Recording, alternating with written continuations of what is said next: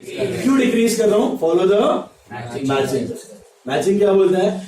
90 mobile phone का cost, तो selling price भी 90। तो 10 का कॉस्ट हटा रहे हो तो एक्सपेंस बढ़ रहा है कि घट रहा है? घट रहा है। एक्सपेंस घट रहा है तो डेबिट की क्रेडिट? तो ट्रेडिंग क्रेडिट हो रहा है, नॉमिनल अकाउंट, मतलब एक्सपेंस घटा। One effect. Second effect, what is closing stock for this year now? ये बिका नहीं है, बच गया है, तो it becomes my asset. It becomes my asset. तो मैंने बेसिकली क्या किया? एक्सपेंस घटाया और एसेट बढ़ाया। डेप्रिसिएशन का बिल्कुल उल्टा किया। डेप्रिसिएशन में क्या हो रहा था? एक्सपेंस बढ़ रहा था, एसेट घट रहा था। क्लोजिंग स्टॉक में क्या किया? उल्टा, एक्सपेंस घटाया और एसेट बढ़ाया। इसकी एंट्री होती है closing stock to trading by closing stock. Closing stock to trading, stock asset बढ़ा, ट्रेडिंग एक्सपेंस घटा। फिलहाल टेम्पररी एसेट है, ये कब बिकने वाला है? तो कहना है से ये नेक्स्ट ईयर का एक्सपेंस बन के आना चाहिए। Closing stock of this year will be sold in the next year. तो ये साल का तो खर्चे में से निकाल दिया इसको। I have removed that expense from the current year. Where should I put it? Next year के एक्सपेंस में। तो closing stock of this year will become opening stock of, and it will appear as the first item on the trading account debit side. So this opening stock is coming from which year now? Previous year. And this opening stock not only involves the prepaid purchase element, it also includes prepaid direct expenses also of those previous year.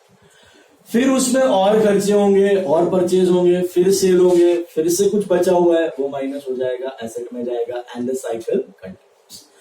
तो stock की cycle क्या है? बहुत simple है. इस साल जो stock बचा हुआ है वो इस साल के कॉस्ट में से क्या करते हो? हटा देते हो. और कहां डाल देते हो? Asset. Is it a fixed asset और a current asset? Current asset. Will it be in your balance sheet for 10 years? Just 4. Less than 1 year. 2-3 months. Within 2-3 months from this asset will be shifted to expense. Next year का expense. तो इस साल का closing stock बनता है next year का opening stock. Next year का opening stock, next year का परचेज, फिर नेक्स्ट ईयर का क्लोजिंग स्टॉक. नेक्स्ट ईयर का क्लोजिंग स्टॉक बनेगा, उसका नेक्स्ट ईयर का ओपनिंग स्टॉक. वापस परचेज, वापस सेल, वापस क्लोजिंग स्टॉक बनेगा opening stock, and the cycle continuous. समझ आ रहा है? So what is closing stock? What is closing stock? इस साल का goods lying at the end of the year. Is it an expense of this year? No. It's an expense of. So what am I supposed to do? Subtract it. But instead of individually subtracting it, what I'll do? I'll show it on the credit side. And what is the second effect? एक तो expense घटा and दूसरा asset बढ़ गया. Adjustment है, unrecorded है, तो दो effect देना पड़ेगा. Asset बढ़ाऊंगा, expense घटाऊंगा, और next year इसका वापस reverse कर दूंगा. Asset से घटाऊंगा और expense में डाल दूंगा opening stock. बराबर है? आपको next year का नहीं है, एक ही साल का है. तो क्लोजिंग स्टॉक एडजस्टमेंट के फॉर्म में आएगा, मतलब अभी तक अनरिकॉर्डेड है. इसके लिए दो इफेक्ट्स, एक तो ट्रेडिंग क्रेडिट एंड दूसरा है एसेट. आपको ये सब कैलकुलेशंस करने की जरूरत नहीं है, ज्यादा चिंता मत करो. आपको अमाउंट दिया होगा, closing stock was 1 lakh, closing stock was 2 lakh. आपको खाली रिकॉर्ड करना है. Trading credit, closing stock, trading credit and assets. Logic समझा? एक्सपेंस को कम किया, एसेट को बढ़ाया. इस साल का क्लोजिंग बिकम्स नेक्स्ट ईयर का, तो प्रीवियस ईयर का क्लोजिंग बिकम्स दिस ईयर का. ओपनिंग स्टॉक भी सब में दिया होगा, लेकिन ओपनिंग स्टॉक एडजस्टमेंट में होगा कि trial balance? Opening stock. Closing stock क्यों एडजस्टमेंट में था? क्योंकि अनरिकॉर्डेड. अभी आपने रिकॉर्ड कर दिया, तो ये नेक्स्ट ईयर तो रिकॉर्डेड है, नेक्स्ट ईयर के ट्रायल बैलेंस में आएगा. वैसे ही इस साल का ओपनिंग स्टॉक कहां दिखेगा? Trial balance, because it is already recorded as closing stock of. So opening stock will have just one effect. What is that one effect? Trading debit. वो एसेट में से माइनस हो चुके. आपको दो इफेक्ट देने की जरूरत एक ही रहेगा, trading debit, because it is already recorded. But closing का कितना इफेक्ट रहेगा? एक चीज जानने वाली ये थी कि क्लोजिंग स्टॉक था क्या. Closing stock was a type of prepaid expense इस closing stock current year expense और नेक्स्ट ईयर यहां से हटाया और एसेट में डाला. That part is clear. दूसरा चीज मैंने आपको बोला था कि कुछ कुछ एडजस्टमेंट ऑन पर्पस आप छोड़ देते और कुछ कुछ भूल जाते. तो ये क्लोजिंग स्टॉक ऑन पर्पस छोड़ा हुआ एडजस्टमेंट. क्यों छोड़ा हुआ है ऑन पर्पस? इसके पीछे कारण. आप क्लोजिंग स्टॉक को वैल्यू कैसे करते हो? जेठालाल गढ़ा कैसे वैल्यू करते हैं पता है? सुना होगा, मगन काका जाओ गोडाउन में देख के आओ कितना स्टॉक पड़ा है. तो मगन काका जाएगा गोडाउन में, वो देखेगा, बोलेगा सर जी 5 टीवी पड़े हैं, 3 फ्रिज पड़े हुए हैं और 2 वॉशिंग मशीन पड़े हुए हैं. तो 5 टीवी जेठालाल देखेगा, हाँ 5 टीवी कितने में खरीदे थे हमने? 5 टीवी लेट्स से 10,000. तो ये हो गए 50. 3 फ्रिज कितने में खरीदे थे? 20,000 में. ये हो गए 60. और 2 वॉशिंग मशीन समझो 10,000 में खरीदे थे, तो ये हो गए 20. टोटल वैल्यू कितनी हुई? 1,30,000. ये हो गया क्लोजिंग स्टॉक. इसमें सारे खर्चे भी आ गए, डायरेक्ट एक्सपेंस भी आ गए, परचेज प्रोडक्शन वाले सब आ गए. तो कैसे कैलकुलेट होता है क्लोजिंग स्टॉक? गोडाउन में जाते हो, काउंट करते हो और वैल्यू ऐड कर देते हो, मल्टीप्लाई कर देते हो, कितना कॉस्ट हुआ. तो ये क्लोजिंग स्टॉक है, इसको आप रिकॉर्ड कर दोगे, इतना बच गया है. बराबर है. इसके पीछे एक और चीज आपको करनी है. इस क्लोजिंग स्टॉक को हर एक बिजनेस ईयर एंडिंग के दिन पे 31 मार्च को कंपेयर करता है विद द मार्केट प्राइस. वो चेक करता है कि ये 1,30,000 का आइटम्स अगर बेचोगे तो कितने में बिकेंगे. अभी वो मार्केट में वैल्यू चल रही है इनकी समझो 1,60,000. बेचने जाओगे तो कितने में बिकने वाला है? हायर प्राइस ही रहेगा, प्रॉफिट लगा के बेचते हो आप. तो you compare your cost price with your market price.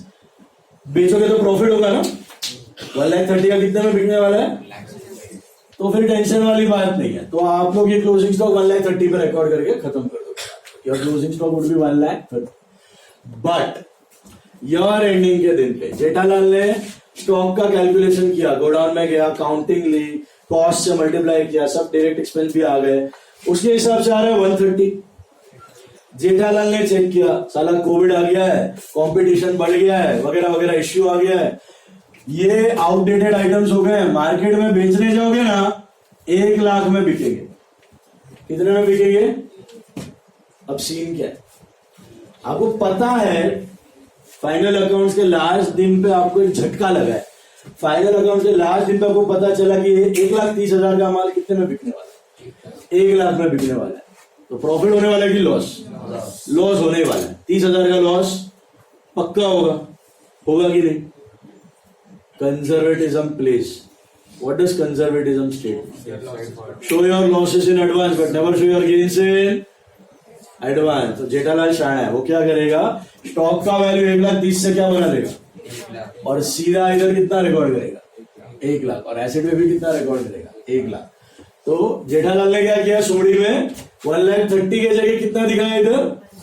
1,00,000. इससे होगा क्या? प्रॉफिट कम हो जाएगा. तो प्रॉफिट कैसे मिलता है? लॉस कम हो जाएगा ना. लॉस बढ़ जाएगा. आपने 130 की जगह कितना दिखाया? ग्रॉस प्रॉफिट कैसे कैलकुलेट होता है? Credit minus debit. तो जो ग्रॉस प्रॉफिट पहले समझो 5,00,000 था, वो 5,00,000 कब था? जब इधर 1,30,000 था. अभी आपने 1,00,000 कर दिया तो क्रेडिट छोटा हो गया, तो टोटल भी छोटा हो गया. तो ये हो गया 4,70,000. तो ऑटोमेटिकली आपने वो 30,000 का लॉस यहां पे दिखा दिया. आपने नेक्स्ट ईयर का लॉस एडवांस में दिखा दिया. Due to which concept? Conservative. अब ये 1,00,000 का क्लोजिंग स्टॉक नेक्स्ट ईयर क्या बन गया? 1,00,000 का ओपनिंग स्टॉक. और फिर 1,00,000 का बिकेगा भी कितने में? 1,00,000 में. तो कुछ प्रॉफिट लॉस होने वाला, कुछ एक्स्ट्रा बेनिफिट नहीं हुआ. जो लॉस नेक्स्ट ईयर होने वाला था वही लॉस आपने पिछले साल में दिखा दिया ड्यू टू कंजर्वेटिव. ये पॉलिसी सारे बिजनेसेस फॉलो करते हैं. अकाउंटिंग स्टैंडर्ड भी कंपल्सरीली फॉलो करने के लिए बोलता है. क्योंकि आप इमेजिन करो, टाटा जैसी कंपनी कार्स बेच रही है और उसको ईयर एंड पे पता चला कि उसकी कार्स बेच के उसको लॉस होने वाला है, तो उसे ये लॉस पिछले साल में ही एडवांस में दिखाना पड़ेगा. क्योंकि अगर उसने नहीं दिखाया, टाटा वाली बोल रही है कि नहीं हमारी नेक्सॉन, हमारी ईवी जोरदार चलेगी, हमारी पॉलिस है, पॉलिस तो बंद हो गई अभी, क्या है वो अपनी हैरियर है, या हमारी सुमो है, या फिर हमारी स्कॉर्पियो है महिंद्रा की, तो वो अच्छी खासी चलने वाली है. प्रॉफिट में चलेगी, आपने प्रॉफिट दिखा दिया और फिर लॉस हुआ, नेक्स्ट ईयर बेचते वक्त तो क्या होगा? No profit no loss. Imagine करो, आपको मैं बोलूं पहले सब प्रॉफिट होगा और नेक्स्ट ईयर धड़ाक से लॉस, गुस्सा आएगा कि नहीं आएगा? मेंटालिटी होती है शेयर होल्डर की। अगर आप पहले प्रॉफिट दिखा दोगे कि हाँ प्रॉफिट है, प्रॉफिट, आपको मालूम है भाव कम है मार्केट, फिर भी आप प्रॉफिट दिखा रहे हो और फिर एक्चुअली लॉस होएगा ना, तो आपको जूते ज्यादा पड़े। बट आप पहले ही लॉस दिखा दो कि हमें पता है कि ये चीजें लॉस में जाने वाली है, फिर एक्चुअल लॉस होने दो तो ज्यादा झटका लगेगा कि कम लगेगा। That's why conservatism needs to be followed. So बात की एक बात, आपको कभी कभी प्रॉब्लम्स में स्टॉक के दो वैल्यूज दिए हो, एक होगा कॉस्ट प्राइस, एक होगा मार्केट प्राइस। एक होगा कॉस्ट प्राइस, एक होगा मार्केट प्राइस, और आपको किस पे रिकॉर्ड करना है? कॉस्ट और market price whichever is less. क्योंकि अगर मार्केट प्राइस कम है तो मार्केट प्राइस, फिर इसको रिकॉर्ड ही नहीं करना, इसको रिकॉर्ड करना। 1 लाख स्टॉक का वैल्यू भी 1,30,000 भूल जाने का, कितना हो गया? 1 लाख दोनों जगह। बट अगर मार्केट प्राइस 1 लाख के जगह 1,60,000 है तो इस पर रिकॉर्ड करोगे। क्यों? आपको पता है फ्यूचर में बेचोगे तो प्रॉफिट होने वाला है। Will you show profits in advance? Losses must be shown in advance. Profit तो जब हुआ बेचने दो, नेक्स्ट ईयर होने दो, प्रॉफिट रिकॉर्ड हो जाएगा तब जब हुआ। तो एडवांस में प्रॉफिट्स दिखाने की जरूरत, एडवांस में प्रॉफिट दिया तो वापस यू आर अगेंस्ट कंजर्वेटिज्म। आपने प्रॉफिट तो दिखा दिया, फिर शायद उतना प्रॉफिट ना हुआ तो कभी भी ग्लॉसी पिक्चर दिखा के अंडर डिलीवर नहीं करना। You can stay on the course, show some normal losses में दिखाओ और फिर over deliver करो। That creates a good impression always in any business। समझ में आया? अच्छा बता के पीछे से बैंड मत बजाओ। पहले बुरा बोल के बाद में अच्छा करोगे तो स्टिल चलेगा। ओके, सो दो चीजें समझनी है about closing stock. Number one, stock is a type of what? Prepaid expense. तो आपका इस साल का कॉस्ट का हिस्सा नहीं है, तो इस साल से क्या करते हो? उसको रिमूव। सो एक माइनस कितने से माइनस करोगे ना? बहुत सारे आइटम्स होते हैं, तो उसकी जगह कहां दिखा देते हो? क्रेडिट। ये माइनस ही हो रहा है, इस साल से हट रहा है। And what is the second effect? Asset expense घट रहा है, एसेट बढ़ रहा है। अनरिकॉर्डेड था, इसके लिए 2 इफेक्ट।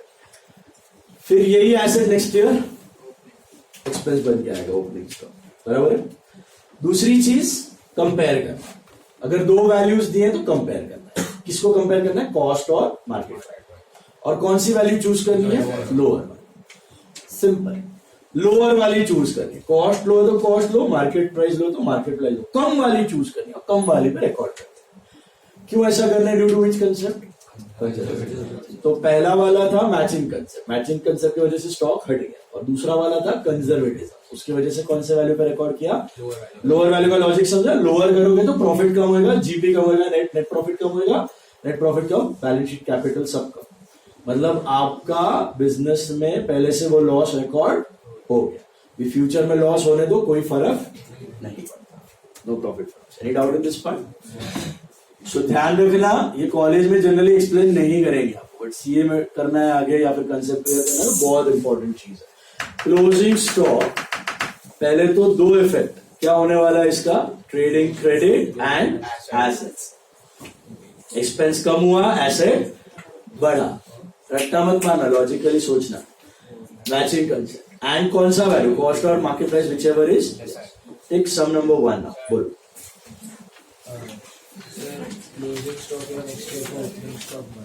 हाँ, नेक्स्ट ईयर का हम लोग तो ये साल का ओपनिंग स्टॉक ट्रायल बैलेंस में रहेगा, वो लास्ट ईयर का क्लोजिंग स्टॉक।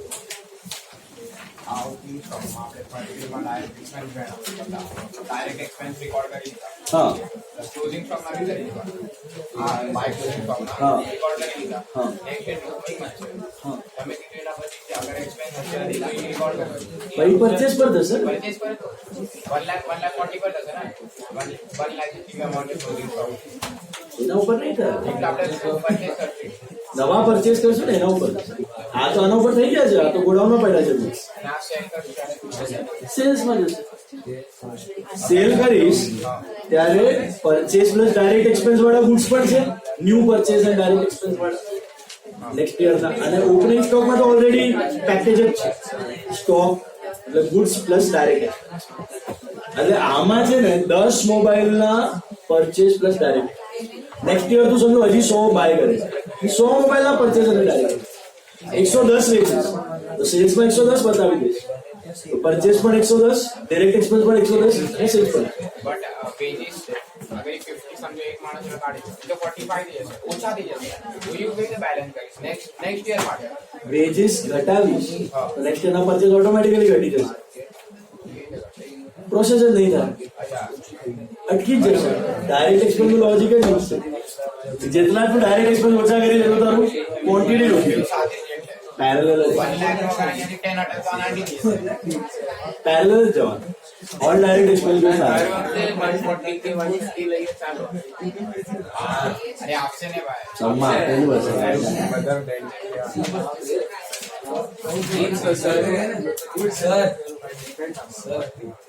શું ડિફરન્ટ? અરે બોલે છે બધા 1,40,000 લઈ અરે ના આવે, સમ્મા આવશે. મને સમજાતા નહીં આવડે તને.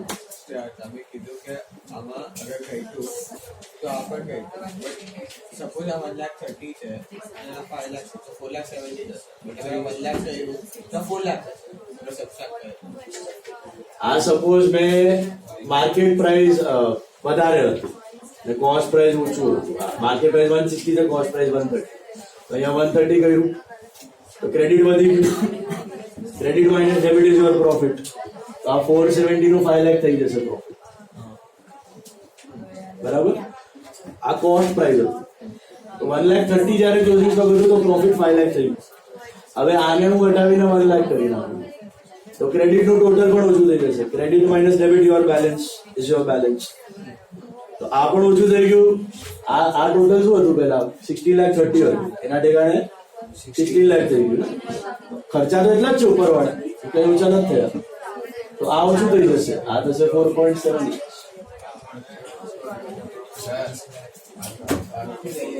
બોલો. એમાં હમણાં આપણે આઈડિયા કરી લીધું ડાયરેક્ટ એક્સપેન્સ. તમે કીધું next year અગર ઘટશે તો પરચેસ બી ઘટશે, તો નેક્સ્ટ યર પરચેસ 90 દે કાઢો પર વેજ ઘટશે. બરોબર? પર last year closing stock 1 lakh હતું, પરચેસ 90 દે. સમજી જવું પડશે 10 લાખ ડાયરેક્ટ એક્સપેન્સ નો થઈ ગયા એ દેખાડું ના, સમજી આવો. ઓલરેડી ઇન્ક્લુડેડ છે પરચેઝ અને ડાયરેક્ટ એક્સપેન્સ. નેક્સ્ટ યરના તો અલગથી જ રેકોર્ડ કર્યા છે, 90 ના જ છે. અને આ 10 લાસ્ટ યર થી જ આવેલા છે, એ ઓપનિંગ સ્ટોકમાં પડ્યા.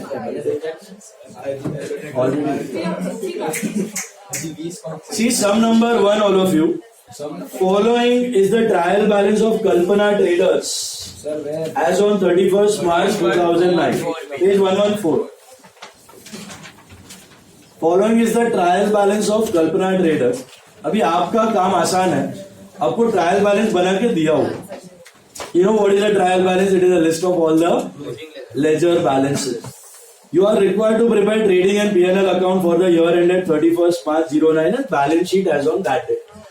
मैंने ऑलरेडी यहाँ पे ट्रेडिंग P&L बना के रखा है, आपने भी ड्रॉ किया हुआ है. Can you all see that? Yes, sir.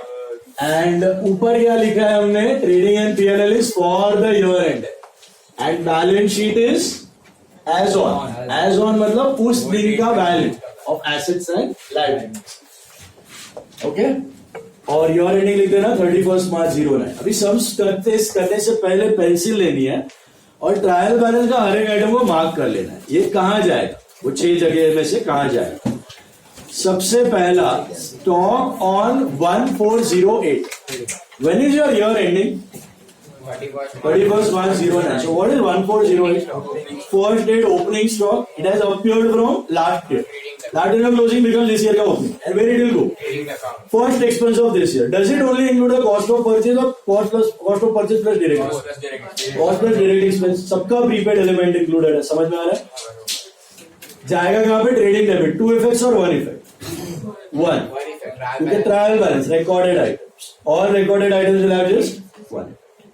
सबका जर्नल एंट्री हो गया है, इसका भी हो गया है ना अभी ओपनिंग स्टॉक का, लास्ट ईयर रिकॉर्ड किया था। लेजर भी आ गया है, ट्रायल बैलेंस में दिख रहा है बैलेंस पर। सो ओपनिंग स्टॉक के बाजू में लिखो टीडी। टीडी बोले तो ट्रेडिंग डेबिट। टीडी का मतलब होता है trading debit, first expense of this year. Purchases TD, trading debit. Return inward बोले तो सेल्स रिटर्न। सेल्स रिटर्न क्या करते, माइनस फ्रॉम सेल्स, तो उधर ऐसा लिखना है टीसी माइनस, टीसी माइनस, या सेल्स माइनस लिखो या टीसी माइनस लिखो, पेंसिल से मार्क करते जाओ। टीसी माइनस या सेल्स में से minus. Purchases are TD, trading debit. Return inward मिला, less from sales. Wages TD, trading debit. Salaries PLD, PLD, PNL debit. Carriage inwards TD, purchase वाला expense. Carriage outwards PLD, PLD. Power and fuel TD, क्यों, manufacturing expense. Advertisement PLD, PLD. Office expense PLD, PLD. Printing and stationery PLD, समझ में आ रहा है क्यों, they are all indirect expenses. Commission, अरे ये डेबिट साइड है, ये क्रेडिट साइड। तो मत सुनो, all the items on the trial balance debit side can either be expenses or assets. Why? Expense and asset have got debit balance. All the items on the credit can be either an income or a liability. Why? Income and liability have got credit balance. This is a list of balances, list of ledger balances. Are you understanding? Common sense. Which commission is this? Paid or received? Expense है ना, तो paid होगा, तो कहां जाएगा commission, PLD की PLC, PLD expense. Furniture assets A, machinery assets A, cash in hand assets A, drawings C minus, C minus या L minus, less from capital, C minus, less from capital, less from capital. Debtors, assets A. Bills receivable, assets A. Capital, liabilities L. Discount received PLC, PLC. It's an indirect income where it should go P&L credit. All incomes apart from sales will go to P&L credit. Sales TC, TC, trading credit. Return outwards, purchase returns. It is like an income, but what do we do? Less from expense. एक ही बात है, income की तरह होता है purchase return, आपका income बढ़ाता है ना, एक्सपेंस कम करता है, बट प्रेजेंटेशन के लिए एक्सपेंस से माइनस करो। तो परचेज में से कौन सा रिटर्न माइनस होता है, परचेज रिटर्न, और सेल्स में से सेल्स रिटर्न, नेट अमाउंट दिखाने। एक मिनट, रिटर्न आउटवर्ड में लिखो माइनस फ्रॉम परचेज या माइनस फ्रॉम टीडी, माइनस